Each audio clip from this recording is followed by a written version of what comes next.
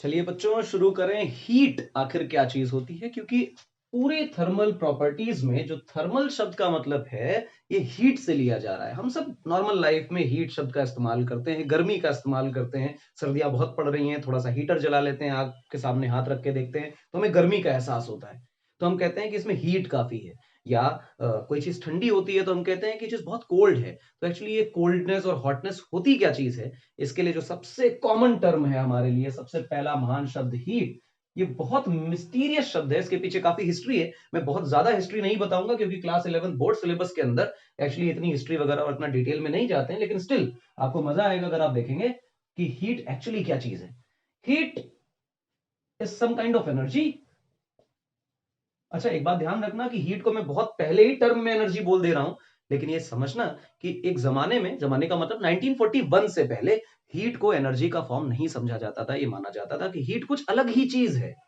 हाँ, ये सच है, सुनने में अजीब लगती है पर ये सच है। एक साइंटिस्ट थे, उनका नाम था मेयर, और एक साइंटिस्ट थे, उनका नाम था जूल, जिनके नाम के ऊपर ही जिनको डेडिकेट किया गया कि हीट की यूनिट ही जूल रख दी गई, ऐसा यूनिट जूल होती है।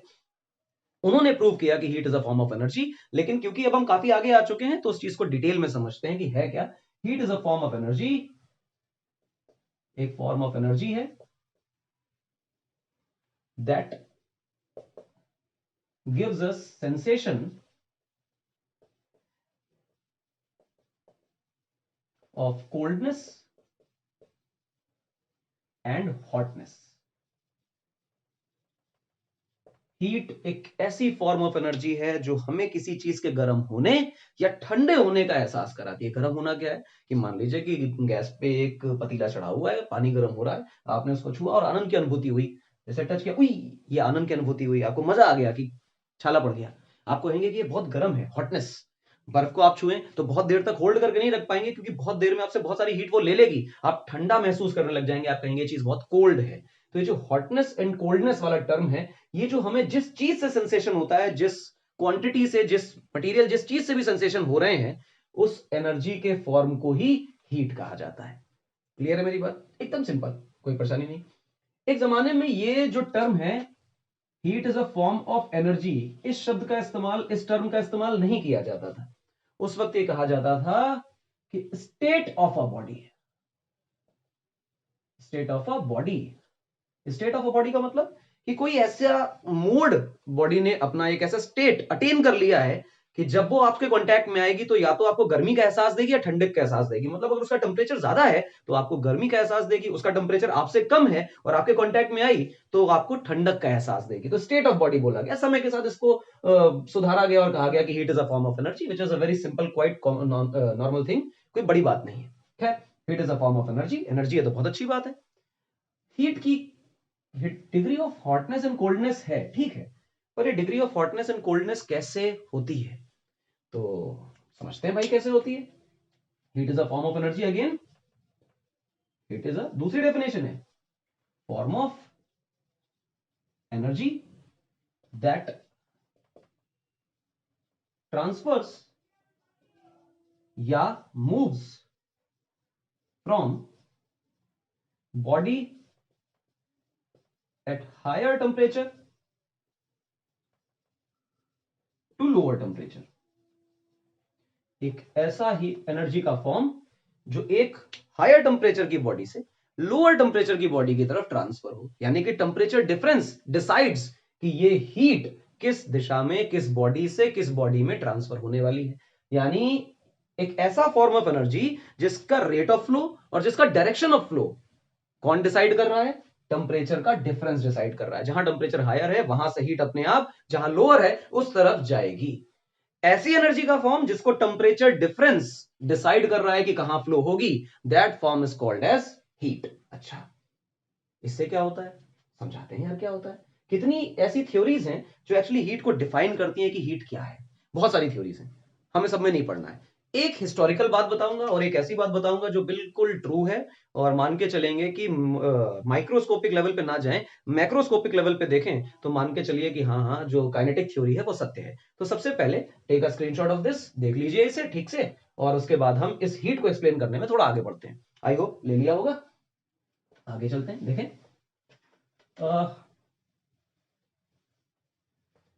क्या क्या सीन है वो देखें। कैलोरिक थ्योरी, अजीब सा नाम है।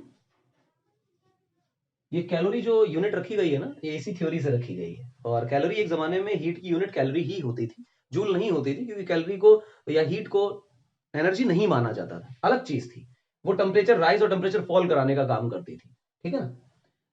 ये कहता है कि ये थ्योरी कहती है कि हीट जो है वो एनर्जी नहीं है, इट इज समथिंग, लेकिन उसमें कोई वेट नहीं है, उसका कोई शेप नहीं है, कोई साइज नहीं है, कोई वॉल्यूम नहीं है, वो वॉल्यूम ऑक्यूपाई नहीं करती, वो मासलेस है, ओडोरलेस है, कलरलेस है, वो दिखती नहीं है, और किसी तरह का साइज नहीं है, कुछ वेट नहीं है, पर वो मटेरियल है। ध्यान रखें, कैलोरिक इज अ मटेरियल।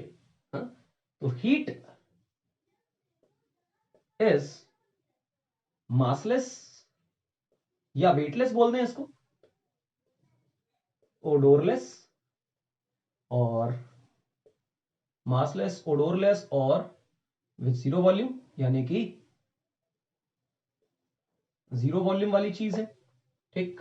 अच्छा, जीरो वॉल्यूम वाली चीज है, बहुत अच्छे। इसके साथ ये करती क्या है, when it is taken out from a body, temperature of that body decreases.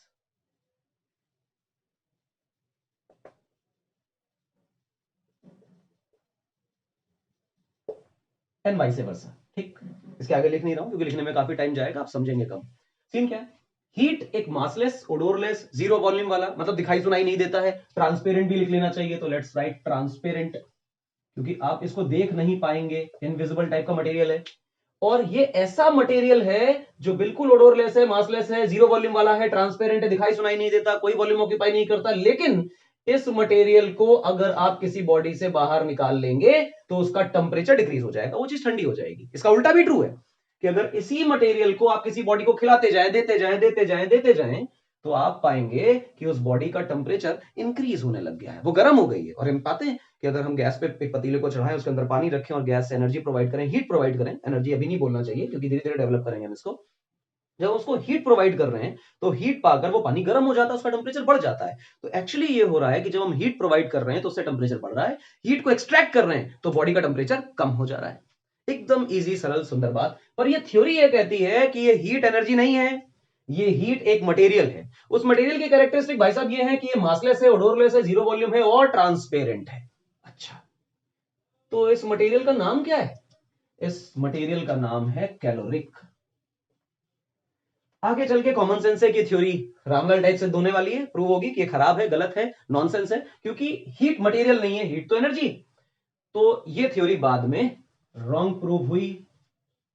लेकिन ये कंसेप्ट कि हीट से टेम्परेचर बढ़ता है और हीट निकाल लेने से टेम्परेचर घटता है, ये तो एक्सपेरिमेंटल फैक्ट है। इसी के आसपास इन चीजों को डेवलप करना है, तो चलिए हम डेवलप करते हैं। कैलोरिक थ्योरी मेरे हिसाब से हो गई होगी, इसको निपटाइए, स्क्रीनशॉट लीजिए, आगे बढ़ते हैं। ठीक, बिस्तर उठाइए, इसको साफ करिए, लिखते चलिएगा साथ में तो अच्छा रहेगा। करे भाई आगे, काइनेटिक थ्योरी।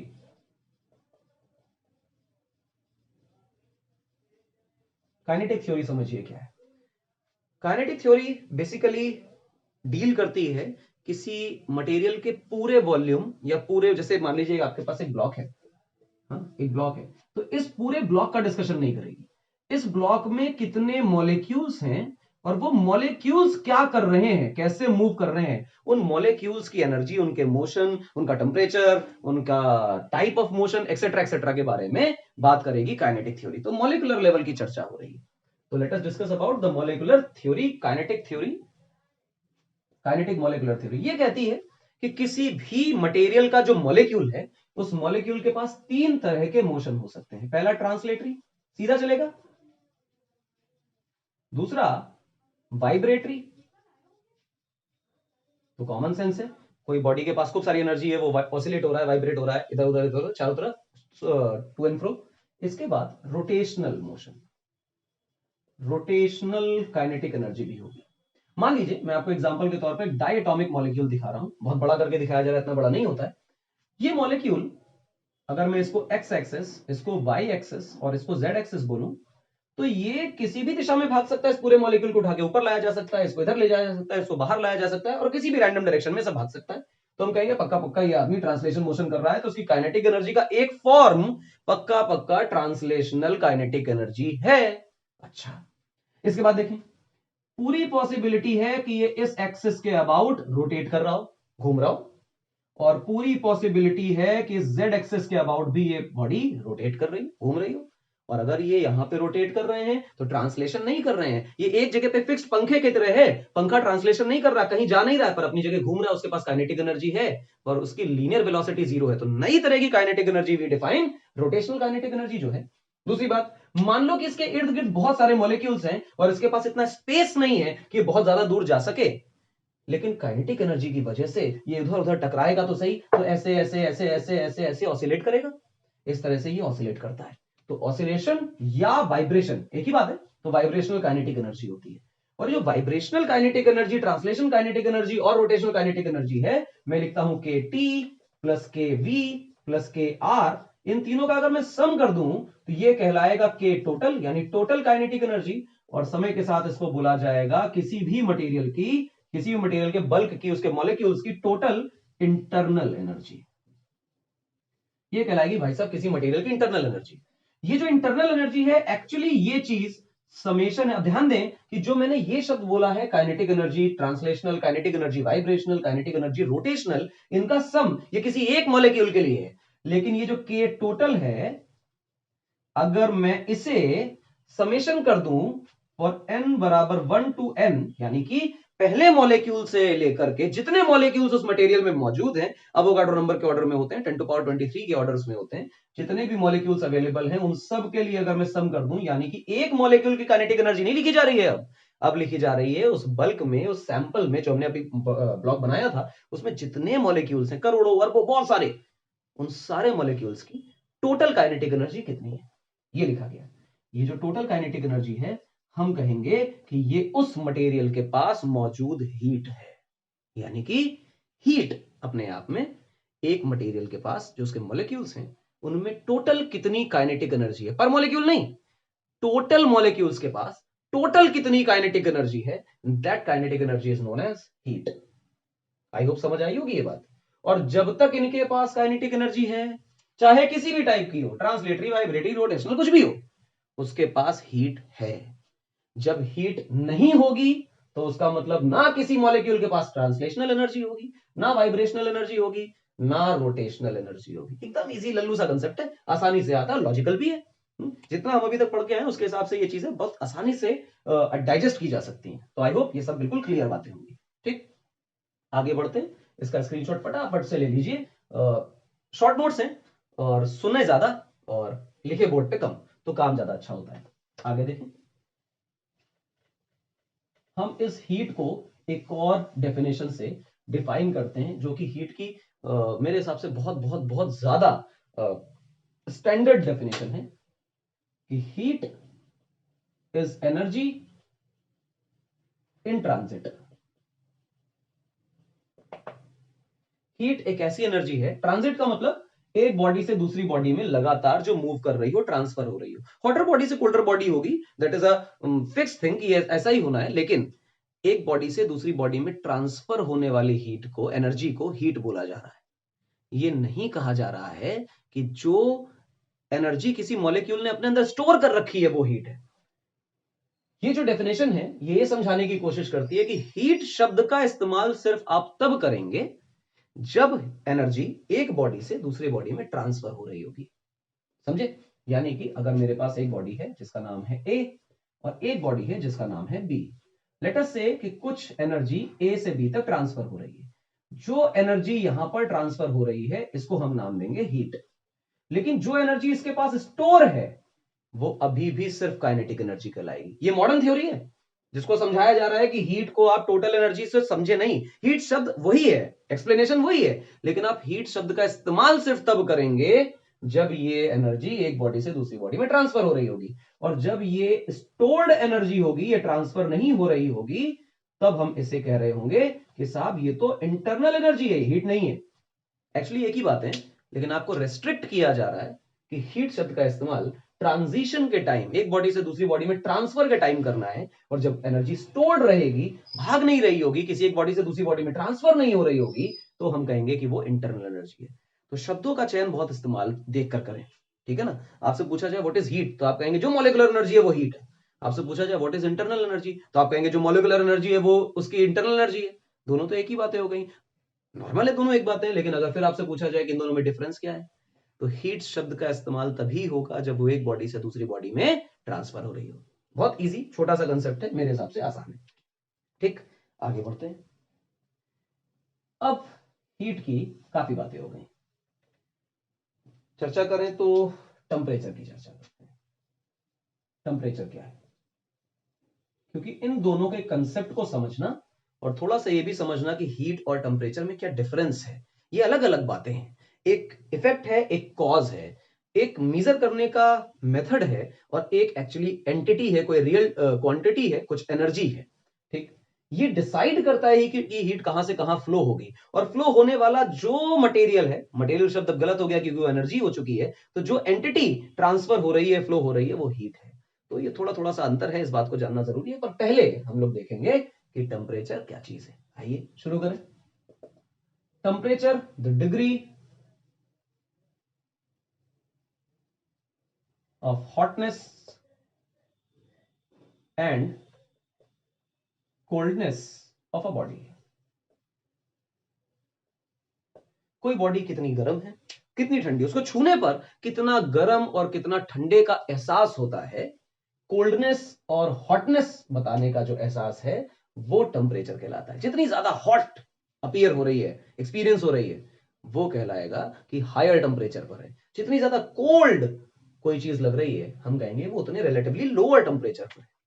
लेकिन क्या सच में हमारे एहसास करने से कुछ होता है? फिजिक्स में चीजें बहुत मैथमेटिकली डिफाइन की जाती हैं। हमारे इमोशंस और हमारे एक्सपीरियंस का कोई जगह नहीं है वहां पर। मतलब सिंपल सा है कि थोड़े मोटे लाइफ में और छोटे बच्चों को समझाने के लिए अपने एक्सपीरियंस और किसी चीज को छुआ, गर्म लगा, हाथ पीछे आ गया, ये समझाना ठीक है। लेकिन ठीक तरह से पढ़ने पर एक्सपीरियंस आप क्या कर रहे हैं, आपको कौन सी चीज गर्म लग रही है, इसका कोई सिग्निफिकेंस नहीं है। एक छोटा सा एग्जांपल देता हूं। मान लीजिए आपके पास एक ब्लॉक है, और ब्लॉक जो है वो आयरन का है, और आपके पास एक और ब्लॉक है जो वुड का है, और ये आइडेंटिकल है, और ये एटमॉस्फेयर में रखे हुए हैं एक्सपोज्ड। एटमॉस्फेयर का टेम्परेचर 40 डिग्री सेल्सियस है, और ये 3-4 घंटों से रखे हुए हैं, बिल्कुल इत्मीनान से रखे हुए हैं, बिल्कुल बिंदास तरीके से। मेरे हिसाब से हीट एक्सचेंज हो रही होगी, और तब तक होती रहेगी, तब तक होती रहेगी जब तक दोनों बॉडीज का टेम्परेचर सेम नहीं हो जाता। मतलब हमारे आयरन और हमारे एटमॉस्फेयर का टेम्परेचर सेम नहीं हो जाता, और हमारे वुड और हमारे एटमॉस्फेयर का टेम्परेचर सेम नहीं हो जाता। फिर किसी बच्चे से पूछा जाए कि साहब आप आइए और आप बताइए कि इनमें से छूने पर कौन गर्म लगेगा, तो आप बड़ी आसानी से बताएंगे कि सर ऐसा है कि जो आयरन है वो बहुत ज्यादा गर्म लगेगा, और वुड उतना गर्म नहीं लगेगा। अब कोई बच्चा कहेगा ऐसा थोड़ी, दोनों का टेम्परेचर सेम है। तो लॉजिक सुनो यार, एकदम सिंपल है कि आप एक लकड़ी जलाते हो सर्दियों के टाइम पर, जहां आग लगी होती है लकड़ी में, जैसे इस हिस्से में आग लगी हुई है, तो आप इस हिस्से को पकड़ लेते हो, इसके बगल में आप पकड़ लेते हो। लेकिन अगर आयरन यहां पे रेड हॉट होगा, तो उसके बगल में आप छू नहीं सकते हो, ठीक है ना। तो वुड जो है वो छूने में कम गर्म लगेगी, और आयरन ज्यादा गर्म लगेगा, ऑल्दो दोनों सेम टेम्परेचर पे हैं। तो इसका एक्सप्लेनेशन ये है कि आपको गर्मी महसूस कब होगी। तो काइनेटिक थ्योरी कहती है जब हमारे काइनेटिक एनर्जी मॉलिक्यूल्स की बढ़ जाएगी। बढ़ेगी कब? जब एनर्जी हमें मिलेगी। कौन दे रहा है? ये दोनों देंगे जब हम इनको टच करेंगे। तो जो ये हमें एनर्जी दे रहे हैं, वो हमारे पास एनर्जी आएगी, उससे हमारा टेम्परेचर राइज होगा। जब हमारा टेम्परेचर राइज होगा तो हमें गर्मी का एहसास होगा। अब ये 1 सेकंड में 100 जूल एनर्जी हमें प्रोवाइड कर देता है। ये आदमी भोला भाला है, बैड कंडक्टर ऑफ हीट है, 1 सेकंड में 10 जूल्स एनर्जी प्रोवाइड करता है हमें। हमें तो कम एनर्जी मिली। हम एक्सपीरियंस क्या कर रहे हैं? हम एक्सपीरियंस कर रहे हैं कि कितनी एनर्जी हमें मिल रही है, उससे जितना हमारा टेम्परेचर राइज हो रहा है, उसी से एक्सपीरियंस कर रहे हैं कितनी गर्मी हमें महसूस हो रही है। तो एक्चुअली इसके टेम्परेचर को मेजर नहीं कर रहे हैं, हम महसूस कर रहे हैं कि भाई साहब हमें कितनी गर्मी महसूस हो रही है। महसूस हो रही है का कोई सिग्निफिकेंस नहीं है, क्योंकि टेम्परेचर दोनों का बराबर है। तो टेम्परेचर किससे डिफाइन होगा? आइए देखें, इससे डिफाइन होगा कि अगर मैं इन दोनों को फिजिकल कॉन्टैक्ट में लाता हूं, तो नो हीट एक्सचेंज होगा भाई साहब। और अगर हीट एक्सचेंज नहीं हुआ, तो हम कहेंगे कि टेम्परेचर दोनों का सेम है। ठीक। और अगर हीट एक्सचेंज हो गया तो जिस बॉडी से दूसरी बॉडी में टेम्परेचर हीट जा रही है, तो जहां से निकल रही है वो हॉटर बॉडी है हायर टेम्परेचर पे, जहां जा रही है वो कोल्डर टेम्परेचर पे। ये थोड़ा सा सिग्निफिकेंस है। अच्छा, अब एक छोटी सी और बात बताता हूँ, नन्ना सा एग्जांपल है। 9th क्लास के बच्चों को मैं पढ़ाया करता था, 11th क्लास में भी काम चल जाता है, बच्चों को क्रिस्टल क्लियर समझ आता है कि बोला क्या जा रहा है। तो देखिए क्या बोला जा रहा है। मान लीजिए आपके पास एक बहुत बड़ा पतीला है, उसके अंदर आपने पानी भरा हुआ है, सर्दियों का समय है और आप इसे गर्म करना चाहते हैं। ठीक, आपने इसे गैस पर चढ़ा रखा है बहुत अच्छी तरह से, और आप देखें कि इसमें आपने आग लगा दी। उसी पतीले से एक थोड़ा सा पानी लेकर आपने एक कटोरी में भी भरा है और सेम गैस पर इसको भी चढ़ा दिया है सेम टाइम के लिए। फिर आपसे कहा गया है कि इसमें उंगली डालिए और इसमें उंगली डालिए। बताइए कि आपको आनंद की अनुभूति कब ज्यादा होगी, यानी कब मजा आ जाएगा। तो शायद आप सबका जवाब यही होगा कि जब इसको छुएंगे तो मजा आ जाएगा, और इसमें तो गर्मी लगेगी नहीं, बहुत बड़ा पतीला यार, अभी गर्म है नहीं हुआ ठीक से। हीट तो साहब दोनों को बराबर दी थी, लेकिन इसका टेम्परेचर शायद ज्यादा है, इस वजह से ये हमें बहुत सारी एनर्जी दे रहा है। और जब हमें बहुत सारी एनर्जी दे रहा है तो हम गर्म महसूस कर रहे हैं। जब हम गर्म महसूस कर रहे हैं तो इसका टेम्परेचर हायर है और इसका टेम्परेचर लोअर है। एक्सप्लेन करता हूं, देखो क्या सीन है।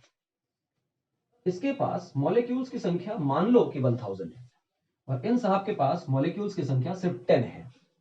इन साहब को जो हमने एनर्जी दे रखी है वो 1000 जूल दे रखी है। तो हमने कहा कि एनर्जी तो दोनों को बराबर दी थी, तो 1000 जूल इनको भी दी। एनर्जी बराबर होने से गर्मी और ठंडक का एहसास, हॉटनेस और कोल्डनेस का एहसास नहीं होता। देखो किससे होता है। इसके एक मॉलिक्यूल को कितनी एनर्जी मिली, 1 जूल पर मॉलिक्यूल। यहां कितनी मिली, 100 जूल पर मॉलिक्यूल। तो आपको दिखाई दे रहा है कि पर मॉलिक्यूल जिसके पास ज्यादा एनर्जी है वो बॉडी ज्यादा टेम्परेचर पर है, और जिसके पास पर मॉलिक्यूल कम एनर्जी है वो बॉडी लोअर टेम्परेचर पर। विशेष ध्यान रखने वाली बात। तो एक्चुअली टेम्परेचर जो है वो ये डिसाइड कर रहा है कि टोटल एनर्जी कितनी, इससे मतलब नहीं है। पर मॉलिक्यूल एवरेज, पर मॉलिक्यूल कितनी एनर्जी किसी मटेरियल के पास है। ठीक है ना। तो इसकी टीम में कम लोग थे लेकिन हर आदमी के पास ज्यादा स्ट्रेंथ थी। इसकी टीम में ज्यादा लोग थे, हर आदमी के पास कम स्ट्रेंथ थी। टोटल स्ट्रेंथ दोनों के पास बराबर थी, लेकिन इसका हर आदमी ज्यादा स्ट्रांग था। यानी हर एक मॉलिक्यूल के पास ज्यादा काइनेटिक एनर्जी है। काइनेटिक एनर्जी ज्यादा होने का मतलब वाइब्रेशनल भी ज्यादा, ट्रांसलेशनल भी ज्यादा और रोटेशनल भी ज्यादा। यानी तेजी से चल रहा होगा, तेजी से वाइब्रेट कर रहा होगा और तेजी से घूम रहा होगा। तो जिस जिस मटेरियल के मॉलिक्यूल्स के पास ज्यादा, बहुत ज्यादा rotational, translational, vibrational, kinetic energy होती है, पर मॉलिक्यूल की बात हो रही है, उसका टेम्परेचर ज्यादा होता है। तो कई किताबें इस टेम्परेचर को लिख कर देती हैं कि ये चीज एवरेज काइनेटिक एनर्जी पर मॉलिक्यूल है। यानी कि ऑन एन एवरेज अगर सबको बराबर बराबर एनर्जी डिस्ट्रीब्यूट की गई है तो एक मॉलिक्यूल के पास कितनी एनर्जी आई, इसका जो मेजरमेंट होगा वो टेम्परेचर बताएगा। अब तो क्लियर हो गया। अब हमें कैसे एनर्जी मिलती है वो समझो। कि जब किसी बॉडी हॉटर बॉडी है, मतलब उसका टेम्परेचर ज्यादा है, तो उसके मॉलिक्यूल तेजी से वाइब्रेट कर रहे होंगे ऐसे। और अगर हम ये बोर्ड हम हैं और ये ऑसिलेट कर रहे हैं, तो जितना ज्यादा बार कोलिजन करेंगे, जितनी ज्यादा बार कोलिजन करेंगे, तो हर कोलिजन में हम कुछ ना कुछ एनर्जी बगल वाले को ट्रांसफर करेंगे। जब हम हर एक कोलिजन में एनर्जी ट्रांसफर कर रहे हैं, तो सोचिए एक बार मेरी फ्रीक्वेंसी कम है और एक बार फ्रीक्वेंसी ज्यादा है, तो जब मैं ज्यादा तेजी से वाइब्रेट कर रहा हूं, वाइब्रेशनल काइनेटिक एनर्जी ज्यादा है, तो नंबर ऑफ कोलिजन ज्यादा है, नंबर ऑफ कोलिजन ज्यादा है, तो हर कोलिजन में एनर्जी ट्रांसफर हो रही है, तो ज्यादा एनर्जी ट्रांसफर होगी। हॉटर बॉडी से कोल्डर बॉडी में हीट ट्रांसफर होने लग जाएगी ज्यादा रेट से, तो हम कहेंगे कि यार बहुत ज्यादा तेजी से हीट आ रही है, इसका मतलब उसका टेम्परेचर बहुत ज्यादा है। हमें वो चीज बहुत गर्म दिखाई देगी, महसूस होगी, और हम कहेंगे उस बॉडी का टेम्परेचर ज्यादा है। आई होप क्लियर होगा। एक छोटी सी चीज और करते हैं, आफ्टर इट आगे बढ़ते हैं। Take a screenshot of this, और जो समझाया गया है उसको बहुत गौर से देखिए। देखिए बेटा, कहानी है हीट की और कहानी है टेम्परेचर की। देखते जाइए हीट क्या चीज है, टेम्परेचर क्या चीज है। अगर मैं इसकी यूनिट की बात करूं तो यूनिट दो तरह की, एक एसआई और एक सीजीएस। सीजीएस एक जमाने में इसकी कैलोरी यूनिट होती थी, उसको बाद में सीजीएस बोलना जाने लगा। बहुत समय तक कैलोरी मानी जाती थी, जूल तो मानी नहीं जाती थी, लेकिन बड़े होने के बाद जब हम समझ पाए कि सच में हीट एनर्जी ही है, तो उसकी एसआई यूनिट जूल बना दी गई। धीरे धीरे समझाऊंगा कि इन दोनों में क्या रिश्ता है, लेकिन अभी तो आप ये समझ लीजिए कि जो एक कैलोरी है वो 4.186 जूल के बराबर होता है। इसको मैकेनिकल इक्विवेलेंट बोलते हैं, लेकिन इसको अगले लेक्चर में डिटेल में समझाऊंगा। इसके पीछे थोड़ी सी हिस्ट्री है। चर्निंग ऑफ वाटर करके एक एक्सपेरिमेंट है जो मेयर साहब ने किया था, उसके बाद जूल एक साइंटिस्ट उन्होंने किया था जिसके नाम पर इसकी यूनिट रख दी गई। तो अगले लेक्चर में वो डिस्कस करूंगा, अभी तो सिर्फ इस फैक्ट को याद कर लीजिए। टेम्परेचर की भी बातें कर लेते हैं। तो जो एसआई यूनिट है वो है बेटा केल्विन, और जो सीजीएस यूनिट है वो है डिग्री सेल्सियस या डिग्री सेंटीग्रेड। इसके बाद अलावा डिग्री फॉरेनहाइट करके भी होती है, रेक्लाइन रूमर करके भी होती हैं, लेकिन हमें केल्विन और डिग्री सेल्सियस को बहुत डिटेल में देखना है और यही बातें हमें करनी है, इन्हीं में हमें आगे पीछे चलना है। ये इनकी यूनिट्स हो गई, हीट का एक्सप्लेनेशन हो गया, टेम्परेचर का एक्सप्लेनेशन हो गया, इन दोनों का कंट्रास्ट हो गया कि ये चीजें क्या है। Heat actually total amount of energy के बारे में बता रहा है, और टेम्परेचर आपको पर मॉलिक्यूल कितनी काइनेटिक एनर्जी है ये बता रहा है। यानी एक अकेला आदमी कितना ताकतवर है ये बताने वाला टेम्परेचर है, और टोटल स्ट्रेंथ कितनी है ये बताने वाला हीट है। दूसरी चीज ध्यान दें कि हीट जो है ये अपने आप में कॉज है, क्योंकि अगर टोटल एनर्जी ज्यादा नहीं होगी तो टेम्परेचर कैसे ज्यादा होगा। जो टेम्परेचर है ये इफेक्ट है, क्योंकि हीट अपने आप में एक तरह से एनर्जी ही तो है। Heat is a form of energy, heat energy है, और एनर्जी की वजह से ही तो काइनेटिक एनर्जी है, और काइनेटिक एनर्जी से ही तो टेम्परेचर है। तो एक्चुअली ये कॉज है और ये इफेक्ट है। ठीक, ये रियल एंटिटी है जो फ्लो होती है, दैट फ्लोज। और ये जो टेम्परेचर है ये decides the direction of flow, किस दिशा में हीट फ्लो होगी ये बताता है। इतनी बातों को दिमाग में जरूर रखना है। ठीक, इतना जरूर जरूर जरूर। और एक और यूनिट लिख देते हैं, टोटल एनर्जी ये बताता है, और ये बताता है पर मॉलिक्यूल काइनेटिक एनर्जी ये कितनी है। एक को डिग्री सेल्सियस में नापते हैं या फ़ारेनहाइट में या केल्विन में नापते हैं, और एक को जूल या कैलोरी में नापते हैं। यूनिट लिखने का कोई लॉजिक नहीं, किताबें पढ़ोगे तो वो डिफरेंस में लिखा मिलेगा, ऐसा कोई इसका लॉजिक नहीं है। ये कंट्रास्ट है, ये यूनिट्स हैं। पीछे की बातें जो अभी बोली पिछले लगभग आधे घंटे में, वो सारी बातें इनका एक्सप्लेनेशन है। आई होप अच्छा लगेगा अगर देखोगे, काफी सारी बातें बताई, हिस्टोरिक भी बताई। अगले लेक्चर में हम कर रहे होंगे इस मैकेनिकल इक्विवेलेंट की डिटेल डिस्कशन, और फिर आएंगे थर्मोमेट्री पे कि एक्चुअली ये जो केल्विन स्केल है और डिग्री सेल्सियस स्केल है ये बनाए कैसे गए, डिसाइड कैसे किया कि 100 डिग्री सेल्सियस क्या होता है, 0 डिग्री सेल्सियस क्या होता है, 273.15 केल्विन क्या होता है, ये कैसे डिसाइड किया इन्होंने। तो ये टेम्परेचर स्केल कैसे बनते हैं, वंस वी डिसाइड स्केल, उसके बाद थर्मोमीटर क्या होता है, ये थर्मोमेट्री का पार्ट हम अगले लेक्चर में शुरू करेंगे। तब तक के लिए धन्यवाद। इसको देखिए, रिवाइज करिए, मिलेंगे कल।